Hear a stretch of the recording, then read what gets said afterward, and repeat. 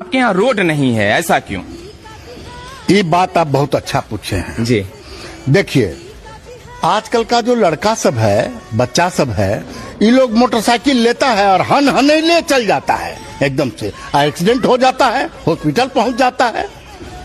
आजकल का बच्चा माँ बाप के हाथ से बाहर है एकदम। इसीलिए हम अपने गांव में रोडवे नहीं बनाए हैं। न रोड रहेगा और न कोई फुर्र से उड़ेगा। मुखिया जी जिंदाबाद।